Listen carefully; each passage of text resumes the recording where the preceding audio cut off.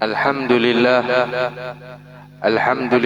wa kafa wassalatu wassalamu ala sayyidina Muhammadinil Mustafa wa ala alihi wa ashabihi ahli sidqi wal wafa. Allahumma salli wa sallim ala sayyidina Muhammadin salatan takunu likulli da'in dawa wa likulli 'illatin shifa wa daf'an likulli mihnatin wa bala wa nasran ala jami'il a'da bimahdi fadlika wa karamika wa ihsanika ya akramal akramin wa ya arhamar rahimin. Hadirin wal hadirat, Bapak Ibu yang dimuliakan oleh Allah, puji syukur kehadirat Allah atas limpahan rahmat, taufik, hidayah serta inayah yang Allah berikan kepada kita sekalian, sehingga kita dapat berkumpul di tempat yang mulia ini, di tempat yang agung, di tempat yang paling dicintai oleh Allah Subhanahu wa taala. Alhamdulillah, dengan nikmat dari Allah, dengan taufik dari Allah, dengan hidayah dari Allah Subhanahu wa taala, kita bisa melaksanakan ibadah salat fardu subuh secara berjamaah. Kemudian kita masih beriktikaf di tempat yang mulia ini dan mengkaji akan ilmu yang tak lain adalah warisan dari Nabi besar Muhammad sallallahu alaihi wasallam. Maka kita berharap mudah-mudahan dengan perkumpulan yang mulia ini menjadi sebab apa yang kita hajatkan semuanya dikabulkan oleh Allah Subhanahu wa taala. Dosa-dosa kita diampuni oleh Allah, serta anak turunan kita dijadikan anak turunan yang saleh salehah. Amin ya rabbal alamin. Hadirin wal hadirat, Bapak Ibu yang dimuliakan oleh Allah Subhanahu wa taala, melanjutkan pembacaan kitab Hadis Arba'in An-Nawawiyah, di mana kita sampai ke hadis yang ke-11. Al-Hadithul Hadil Ashar An Abi Muhammad Al-Hasan bin Ali bin Abi Talib sibti Rasulullah sallallahu alaihi wasallam wa raihanatihi radhiyallahu anhu qala hafidtu min Rasulillah sallallahu alaihi wasallam da'ma yaribuka ila ma la yaribuk. Rawahu Tirmidzi wan Nasa'i wa qala Tirmidzi haditsun hasan sahih. Hadis yang ke-11 ini diriwayatkan oleh salah satu cucunya Nabi Muhammad sallallahu alaihi wasallam, Abi Muhammad Al-Hasan, yaitu Sayyidina Hasan bin Ali bin Abi Talib. Ayahnya adalah Ali bin Abi Talib, sepupu Nabi, sahabat Nabi Muhammad sallallahu alaihi wasallam dan khalifah yang keempat.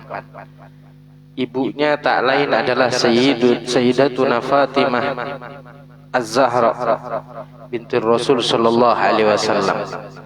Jadi beliau adalah cucunya Nabi Muhammad. Makanya di sini dikatakan sibti Rasulillah, cucunya Nabi Muhammad sallallahu alaihi wasallam. Di dalam bahasa Arab, hadirin, itu dibedakan. Ada kalanya cucu dari anak perempuan, ada kalanya cucu dari anak laki-laki.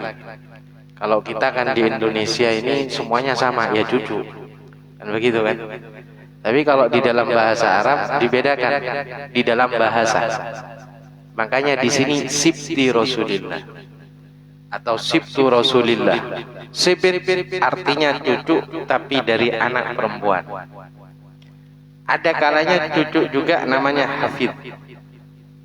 Nah, kalau hafid ini cucu tapi dari anak laki-laki. Di sini jelas sibti Rasulullah sallallahu alaihi wa ala alihi wasallam. Jadi bahasa Arab ini kaya, hadirin. Padahal sama-sama cucunya. Artinya sama-sama cucu, tapi dibedakan. Dari bahasa sudah tahu kita. Oh, kalau sibti berarti cucu dari anak perempuan. Kalau hafid berarti cucu dari anak laki-laki. Sama halnya paman. Di dalam bahasa Arab, paman pun juga dibedakan. Ada kalanya paman ini saudara ibu, ada kalanya paman ini saudara ayah. Kalau di dalam bahasa Arab, paman dari saudara ayah, am. Bahasa Arabnya ammi. Kalau dari perempuan, khali. Jamaknya akhwal. Tapi kalau kita gimana? Sama, semuanya atau julak, selesai sudah. Gak ngurus itu dari saudara ibu ataupun saudara ayah. Tapi kalau di dalam bahasa Arab dibedakan. Ketika kita menyebut nama ammi berarti saudaranya bapak, selesai, sudah dipahami di situ. Khali, paman, paman juga artinya berarti saudara ibu. Jamaknya akhwal. Makanya di antara habaib ini kadang memanggil orang-orang Indonesia akhwal. Kenapa akhwal? Akhwal itu jamak, hadirin. Jamak dari khol. Khol ini artinya paman dari ibu. Kenapa kok habaib memanggil kopian akhwal? Kenapa? Karena habaib datang dari Hadramut zaman dulu, nikah di Indonesia. Bukan bawa istri dari sana. Bukan bawa istri dari Yaman, tapi nikahnya di sini. Makanya dibilang akhwal jamak. Artinya apa? Paman dari saudara ibu. Karena memang rata-rata datang ke Indonesia tidak bawa istri, nikahnya di sini. Yang datang ke Sulawesi ya sudah nikahnya sama orang Sulawesi.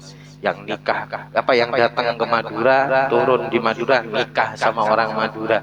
Makanya dibilang akhwal. Ini yang penting kita tahu. Jadi di dalam bahasa Arab itu banyak dibedakan. Bahasa Arab ini memang kaya. Urusan cucu aja dua bahasanya, ada sibit, ada hafid. Paman begitu juga khol, ada am. Dan khol ini hati-hati di dalam pelafatannya. Karena di dalam bahasa Arab beda satu huruf aja bisa ini hadirin, bisa salah makna. Kayak ibarat kita kadang bilang mau kemana? Mau ke hallnya Abah Guru Sekumpul. Nah, hati-hati nih. Kalau kita mau bilang haul itu harus 3 huruf, ha, waw, lam. Haul artinya 1 tahun. Kenapa dikatakan 1 tahun? Karena diperingatinya setiap 1 tahun sekali. Ada lagi khol. Kalau panjangan paman tadi. Kalau pendek, maksudnya tidak pakai alif, pendek, khol, itu maknanya berubah lagi hadirin. Kalau khol panjang tadi kan paman. Kalau haul ada wawunya 1 tahun. Kalau khol artinya cuka, bayangkan. Jadi bahasa Arab ini salah ucapin aja sudah lain artinya, berubah langsung itu makna. Nah, kembali lagi ke biografi atau manaqib dari Sayyidina Hasan bin Ali, perawi dari hadis yang ke-11. Beliau sibti Rasulullah, cucunya Nabi Muhammad sallallahu alaihi wasallam, anak dari Sayyidatuna Fatimah binti Rasul sallallahu alaihi wasallam. Wa raihanatihi radhiyallahu anhu, wewangiannya Nabi Muhammad, dalam artian orang yang sangat dicintai oleh Nabi Muhammad sallallahu alaihi wa ala alihi wa sahbihi wasallam. Di dalam riwayat beliau lahir di pertengahan bulan suci Ramadan di tahun ketiga dari hijrahnya Nabi Muhammad sallallahu alaihi wasallam. Beliau ini lebih tua daripada adiknya, yaitu Sayyidina Husain. Saudaranya namanya Sayyidina Husain. Di sini disebutkan wulida bil Madinah sanah salas minal hijrah. Beliau dilahirkan di kota Madinah tahun ketiga dari hijrahnya Nabi Muhammad sallallahu alaihi wasallam. Wa huwa akbar min akhihi al-Husain. Beliau lebih tua atau lebih besar dibandingkan saudaranya Husain. Jadi Sayyidina Hasan ini abang dari Sayyidina Husain. Kalau kata orang Jawa kan abang, kalau kata orang Banjar apa? Abang warna merah kalau kata orang Banjar. Abang. Wa huwa akbar min akhihi Husain. Beliau lebih besar atau lebih tua daripada saudaranya Husain bi'am 1 tahun. Selisihnya 1 tahun antara Sayyidina Hasan dengan Sayyidina Husain. Wa adzana Rasulullah sallallahu alaihi wasallam fi udhunih. Wa adzana Rasulullah sallallahu alaihi wasallam fi udhunih, dan ketika beliau lahir diadzani sama Nabi Muhammad sallallahu alaihi wasallam. Diadzani di telinga kanannya. Makanya di sini kita ketika mungkin mengantar jenazah dimasukkan ke liang lahat juga diadzan. Itu kalau masalah dalilnya gak ada, tapi kias.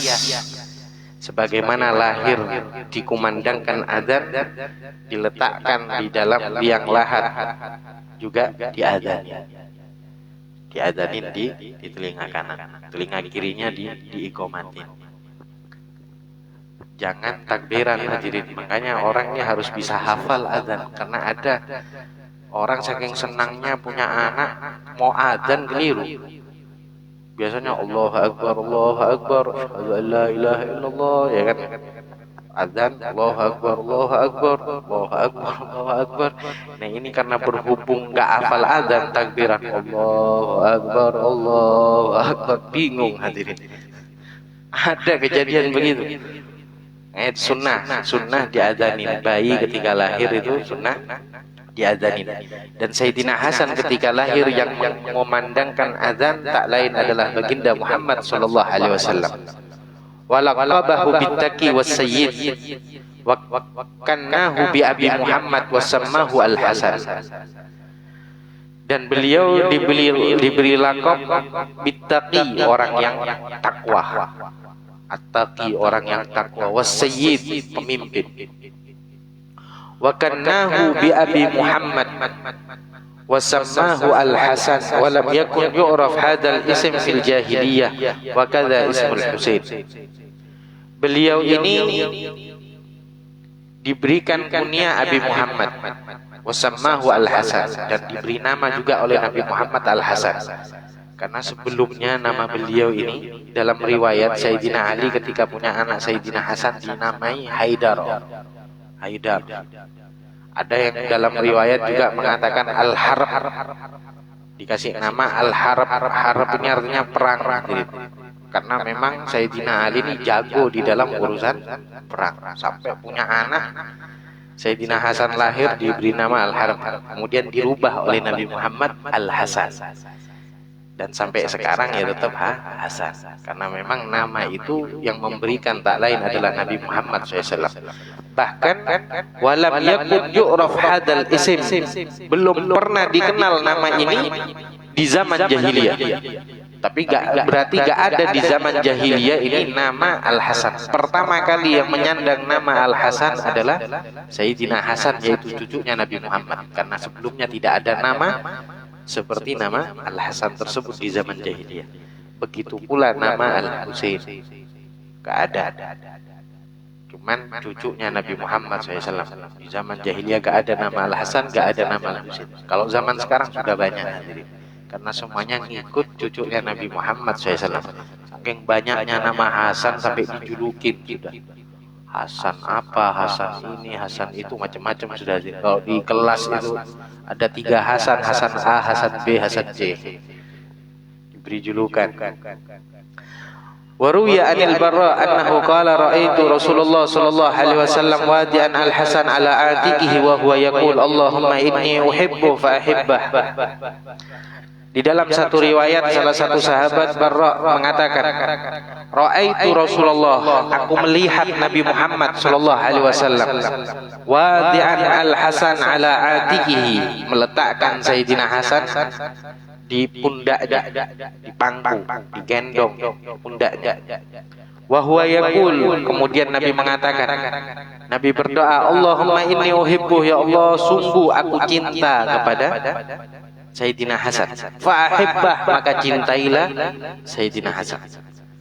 Di dalam riwayat yang lain, man ahabbani falyuhibbu, siapa orang yang cinta kepadaku maka cintailah Al-Hasan.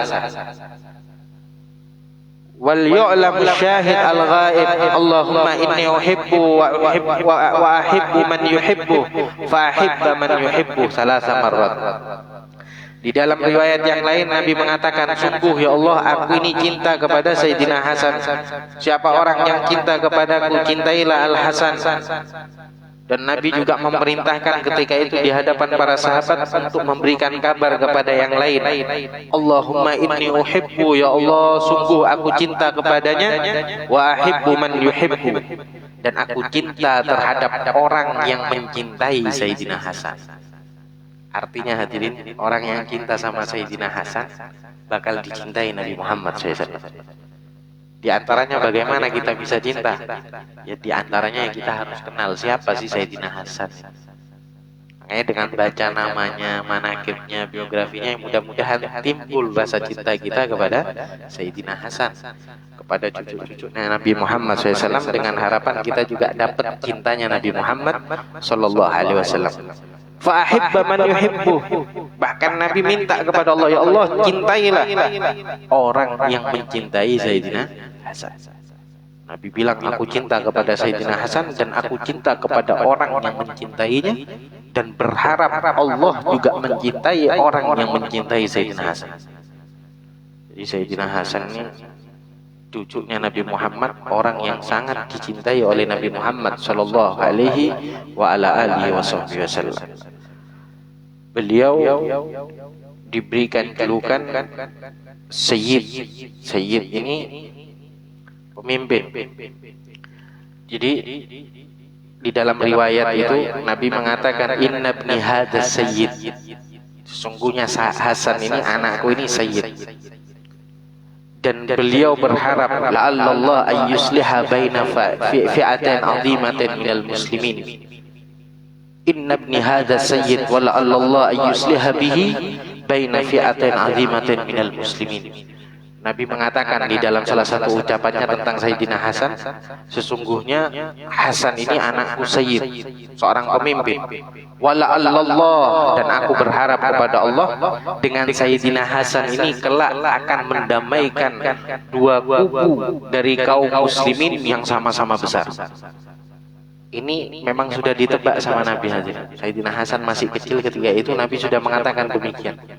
Karena memang terjadi ketika di zaman Khalifah setelah meninggalnya Sayyidina Ali, ketika di zamannya Sayyidina Hasan, ada dua kubu di situ.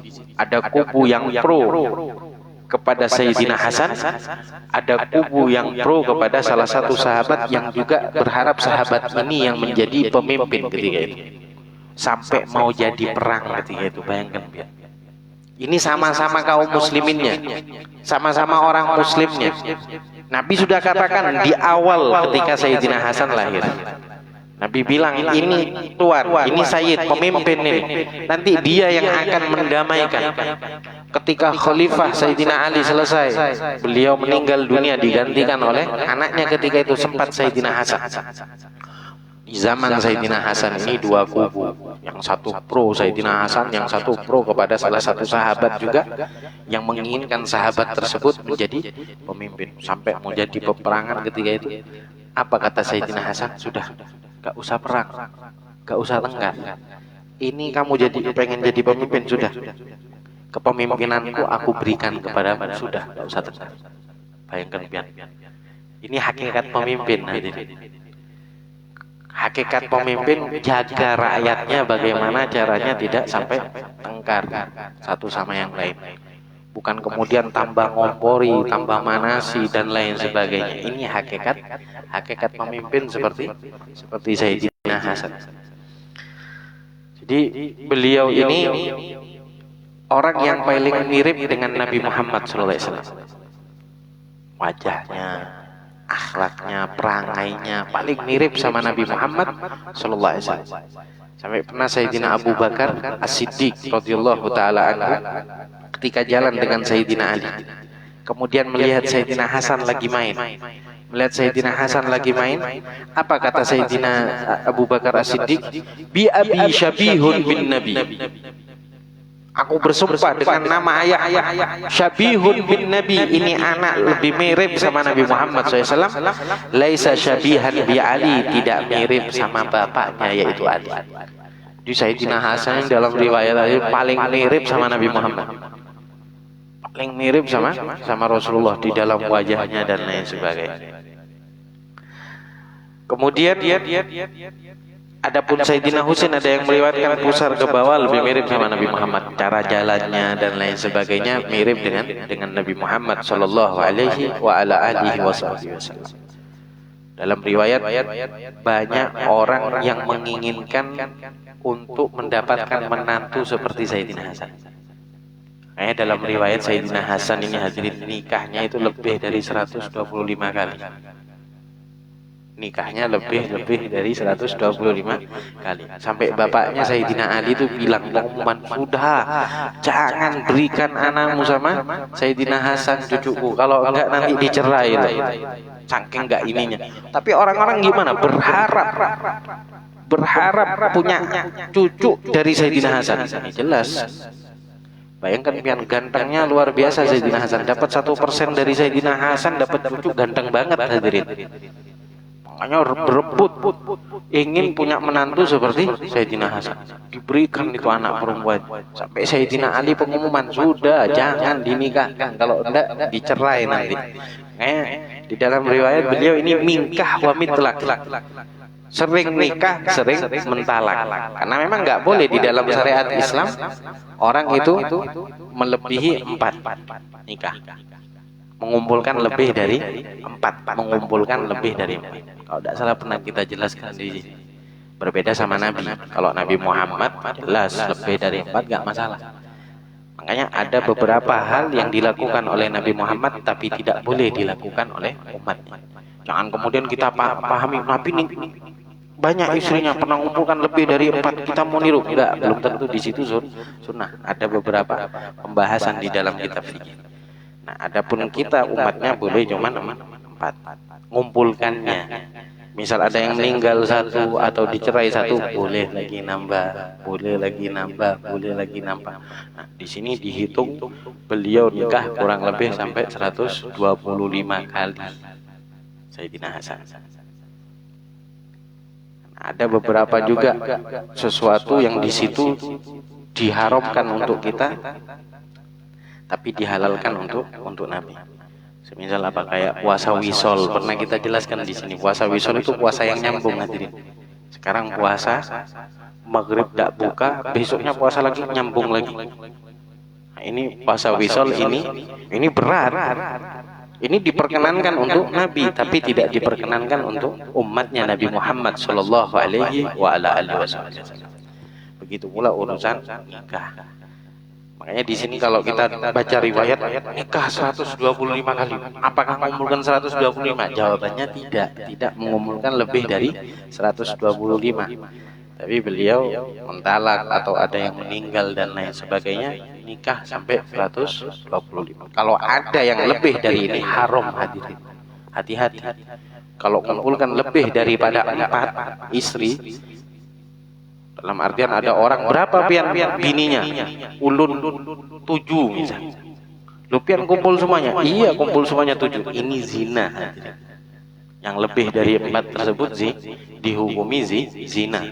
Kecuali ada yang meninggal, kecuali ada yang ditalak, baru di situ halal. Nggak boleh batas maksimal mengumpulkannya 4 seperti itu. Nah, kembali lagi ke cerita Sayyidina Hasan. Jadi Sayyidina Hasan ini yang paling mirip dengan Nabi Muhammad Sallallahu Alaihi Wasallam. Akhlaknya, budi pekertinya mirip dengan Nabi Muhammad. Beliau ini pernah dalam salah satu riwayat ketika jalan di salah satu tempat melihat ada orang nggak mampu, diajak ke rumahnya, diajak makan bareng. Ketika ada orang nggak mampu, dalam riwayat pernah Sayyidina Hasan ini ketika ngelihat ada orang lagi duduk makan di pinggir jalan, dipanggil, sini makan, ikut makan bersama kami. Orang nggak mampu, beliau nggak segan-segan duduk di situ makan di situ. Setelah beliau makan di situ, beliau bilang apa? Sudah ya, sekarang saya sudah duduk di sini. Ayo, giliran kamu ke rumah makan di rumah. Diajak, dimuliakan itu orang nggak mampu. Senang melihat orang yang nggak mampu ini dimuliakan. Kalau zaman sekarang kan yang sugih yang dimuliakan. Kalau nggak sugih ya dimuliakan. Lihat bagaimana akhlaknya Sayyidina Hasan meniru akhlaknya Nabi Muhammad SAW. Nabi Muhammad itu kalau sudah diundang sama orang nggak mampu, dalam kitab Syamsud Duror dan dalam sirah-sirah yang lain, idza da'ahul miskin ajabahu ijabatan muajjalah. Nabi ini kalau diundang sama orang yang nggak mampu, ijabah muajjalah, segera beliau penuhi itu undangan. Itu Nabi Muhammad. Makanya ditiru akhlaknya sama Sayyidina Hasan. Sayyidina Hasan begitu, senang rahmat sama orang-orang nggak mampu. Nabi kalau diundang orang nggak mampu, cepat datangnya. Itu Nabi Muhammad. Kalau kita zaman sekarang, kalau diundang orang sugih cepat datangnya. Undangan jam 12, jam setengah 12 sudah dilewasi.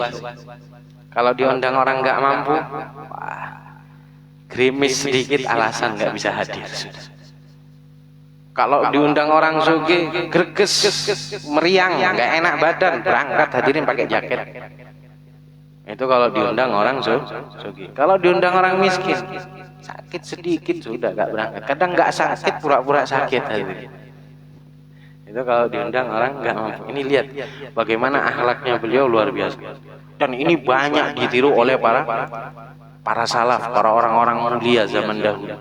Imam Sufyan Ats-Tsauri dalam riwayat itu hadirin, beliau itu sangat perhatian sama murid-muridnya yang nggak mampu. Murid-muridnya yang nggak mampu lebih diperhatikan oleh beliau. Sampai orang-orang kaya di zaman Imam Sufyan Ats-Tsauri itu berharap menjadi orang yang nggak mampu karena ingin dapat perhatian lebih dari gurunya. Sampai sebegitunya. Jadi luar biasa. Ini kalau seandainya dipraktekkan seperti ini enak hadirin. Gak ada orang miskin yang minder, itu gak ada. Ada orang yang nggak mampu itu minder. Jadi akhlaknya luar biasa. Kemudian kita masuk ke matan hadis.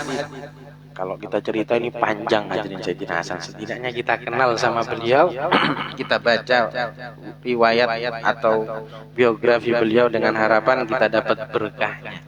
Kemudian kita masuk ke dalam matan hadis. Qala hafidtu min Rasulillah sallallahu alaihi wasallam da' ma yaribuka ila ma la yaribuk. Kemudian kita masuk ke matan hadis. Hafidtu min Rasulillah. Aku menghafal dari Rasul sallallahu alaihi wasallam. Menghafal hadis dari Nabi Muhammad SAW. Bayangkan kan, bagaimana gak mulia ini orang. Tiap harinya bersama Nabi, tiap harinya bersama Rasulullah. Suara yang didengar suaranya Nabi Muhammad. Hafalan hadisnya langsung sama Nabi Muhammad. Aku menghafal dari Rasul SAW. Salah satu ucapannya Nabi Muhammad apa? Da'ma yaribuk. Tinggalkan sesuatu yang meragukan, ila ma la yaribuk, terhadap sesuatu yang tidak kamu ragukan. Dalam artian segala sesuatu yang kita ragu-ragu ini tinggalkan dulu sampai betul-betul kita gak ragu. Di dalam urusan apa saja, baik di dalam urusan baik atau tidak, buruk atau baik, misalnya. Kita kadang-kadang disuguhkan hal-hal yang bingung setiap hari-hari. Kita ini bingung, kira-kira baiknya seperti ini apa enggak ya? Ketika kita masih ragu, tinggal dulu sampai kita betul-betul yakin. Terlebih lagi di urusan halal sama haram. Ketika kita ragu, ini halal enggak ya? Ini halal apa haram ya? Kita ragu, ini tinggalkan dulu sampai betul-betul yakin itu halal. Misal salah satu contohnya apa? Kita bertetangga. Buah mangga tetangga kita jatuh ke rumah kita. Kita ini bingung, ini halal apa haram? Ini kira-kira tetangga ridho enggak ya kalau saya makan itu buah? Ketika kita ragu, tinggalkan dulu sampai betul-betul jelas akan hukumnya. Jelas, kita gak ragu lagi sama hukumnya, ini halal apa haram. Dengan apa? Mungkin kita tanya sama tetangga, atau kita mungkin bilang buah mangganya jatuh di rumah. Misal, oh biar buat pian aja, jelas sudah halal, silahkan makan. Kalau mau nunggu lama-lama hadirin, mending ke pasar Bung Tomo beli buah, selesai ya. Daripada nunggu lama. Kalau beli sudah jelas halal. Nah, jadi ini perkara yang urusan hal yang mungkin remeh, tapi ternyata setiap hari disuguhkan sama hal yang begini ya. Makanya kita ini sering dibuat ragu. Terkadang ketika bulan puasa, misal kita tinggal di gunung, atau mungkin kita punya rumah di gunung, kebetulan ke gunung, tak dengar suara adzan dan lain sebagainya. Makanya di sini disebutkan, falau syakka fi tulu'il fajr fi Ramadan jaza lahu ayyatasahhar li'anna al-asla baqa'ul lail walakin al-afdal lahu alla yatasahhar. Ketika orang itu bingung, ini sudah terbit fajar atau enggak ya, sudah masuk waktu subuh atau enggak ya, di dalam hukum jaza lahu ayyatasahhar, boleh saja dia untuk sahur. Tapi yang afdol, yang paling utama gimana? Jangan sahur sudah. Jangan sahur, karena dikhawatirkan sudah masuk waktu subuh. Berbeda kalau kita yang tinggal di kota, kita tahu kapan itu masuk waktu subuh. Kalau kita tinggal di pelosok, hadirin jauh dari masjid, kadang bingung. Mau pakai aplikasi tidak ada sinyal misal. Jadi bingung sudah sama waktu. Nah, di sini. Jadi sebenarnya banyak hal yang membuat kita ini kadang bingung. Makanya kita dianjurkan istikharah ini bukan ketika kita saat bingung saja, tapi setiap hari disunnahkan istikharah. Al-Habib Ahmad bin Hasan Al-Attas di dalam kitabnya Tadhkirun Nas, beliau itu selalu menggabung sholat istikharah dengan sholat isyraq. Bahkan digabung 4 di situ, sholat hajat, sholat taubat, sholat isyraq, sholat istikharah. Boleh. Di dalam fikih sholat sunnah itu bisa digabung dengan 2 rakaat dengan niat yang bermacam-macam.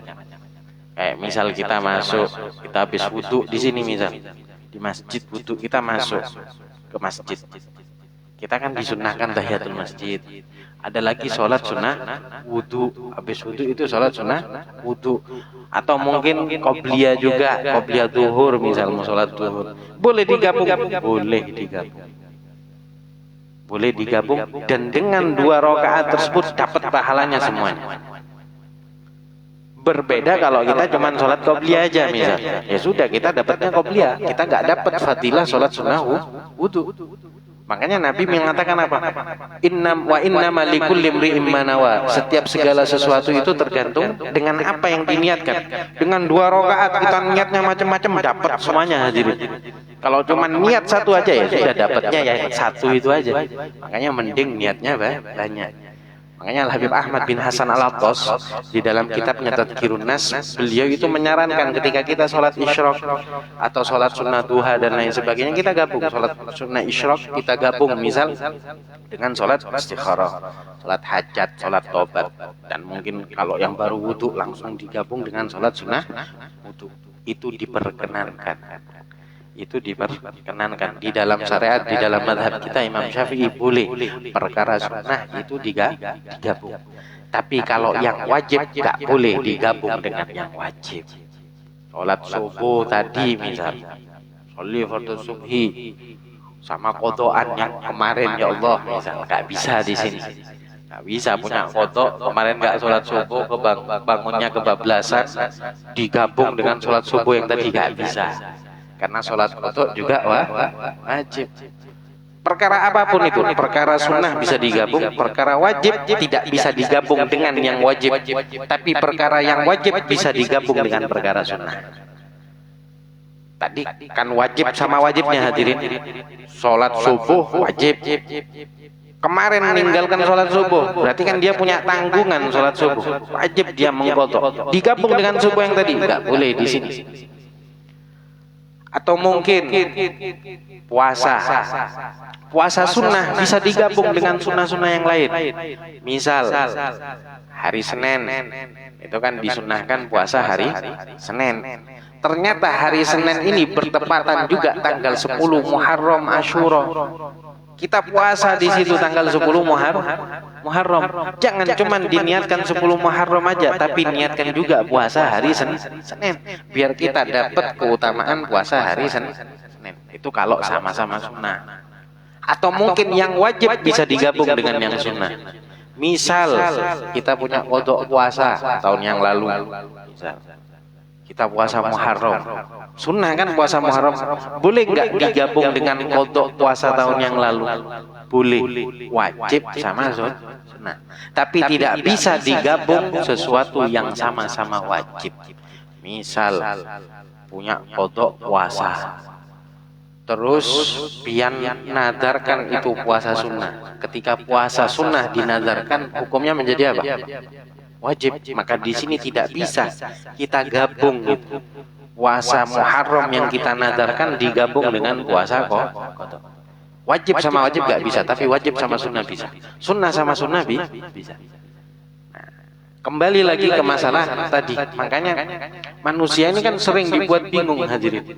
Makanya para aslafun as-soleh, orang-orang soleh zaman dahulu itu selalu menyarankan agar kita ini senantiasa sholat istikharah. Orang kalau sholat istikharah ini, di antaranya di situ, ketika di dalam keadaan kebingungan, itu subhanallah diarahkan sama Allah kepada sesuatu yang lebih mantap hatinya. Jadi buahnya istikharah itu kemantapan hati, gak harus mimpi. Karena ada orang tanya begini, Beb, ulun ini Beb sering sholat istikharah, tapi ulun gak pernah mimpi, Beb. Kata siapa syarat orang sholat istikharah ini harus mimpi? Gak harus. Kemantapan hati. Misal kita bingung, kita mau nyari calon istri misal, yang ini apa yang ini ya, bingung istikharah. Setelah dia istiqomah istikharah, ternyata condongnya hati lebih kepada ini. Nah ini hasil dari istikharah. Makanya kita dianjurkan istikharah terus dengan harapan apa? Segala sesuatunya itu dibimbing sama Allah Subhanahu wa Ta'ala kepada yang lebih baik. Zaman sekarang semuanya bingung hadirin, apalagi ibu-ibu lihat. Kalau sudah mau undangan resepsi hadirin, itu buka lemari bingung, ini baju yang ini ya, apa yang ini ya. Nanti pakai baju ini, habis dandan ganti lagi sama baju yang satu, ganti lagi, bingung. Memang dihadirkan kepada segala sesuatu yang bingung. Makanya kalau orang istikharah nanti insya Allah diberikan kemudahan sama Allah Subhanahu wa Ta'ala. Makanya di sini hadis yang dihafal oleh Sayyidina Hasan bin Ali bin Abi Thalib, yaitu da' ma yaribuk ila ma la yaribuk. Tinggalkan sesuatu yang meragukanmu terhadap sesuatu yang tidak kamu ragukan. Tinggalkan sesuatu yang ragu terhadap sesuatu yang tidak ragu. Apapun itu. Mau beli barang misal ragu, ini kayaknya barangnya kurang bagus, mending yang ini aja. Tinggalkan, kita ragu sama yang ini berarti kita ngambil yang betul-betul kita anggap itu bagus. Itu arahan dari Nabi Shallallahu Alaihi Wasallam, hadis dari Nabi Muhammad SAW yang dihafal oleh Sayyidina Hasan bin Ali bin Abi Thalib. Mudah-mudahan dengan duduknya kita di tempat yang mulia ini, berkah kita menyebut nama orang soleh Sayyidina Hasan, berkah dari kita menyebut nama baginda Muhammad Shallallahu Alaihi Wasallam. Mudah-mudahan apa yang kita hajatkan semuanya dikabulkan oleh Allah Subhanahu Wa Taala. Kita berharap kepada Allah, mudah-mudahan berkah dari majlis yang mulia ini, berkah dari duduknya kita di tempat yang mulia ini, orang tua kita yang telah wafat, keluarga kita yang telah wafat, saudara kita yang telah wafat, mudah-mudahan senantiasa mendapatkan ampunan dari Allah Subhanahu wa Ta'ala. Kubur-kuburnya dijadikan raudhah min riyadil jannah, taman dari taman surganya Allah Subhanahu wa Ta'ala. Kita berharap kepada Allah, mudah-mudahan berkah dari tempat yang mulia ini, kita yang saat ini kumpul, orang tua kita, keluarga kita yang masih hidup, mudah-mudahan diberi umur panjang oleh Allah Subhanahu wa Ta'ala, diberikan umur yang berkah oleh Allah Subhanahu wa Ta'ala, diberikan kesehatan oleh Allah Subhanahu wa Ta'ala. Kita berharap kepada Allah, mudah-mudahan berkah dari tempat yang mulia ini, berkah dari majlis yang mulia ini, tidaklah dicabut nyawa kita oleh Allah, melainkan dalam keadaan husnul khatimah, husnul khatimah, husnul khatimah. Allahumma ja'al jam'ana hadha jam'an marhuma wa tafarruqana min ba'dihi tafarruqan ma'suma wa la taj'al fina wa la ma'na syakiyan wa la mahruma. Ya Rabbi bil Mustafa balli maqasidana, Ya Rabbi bil Mustafa balli maqasidana, Ya Rabbi bil Mustafa balli maqasidana, waghfir lana ma madha ya wasi'al karami. Wa sallallahu ala sayyidina Muhammad, alhamdulillahi rabbil alamin.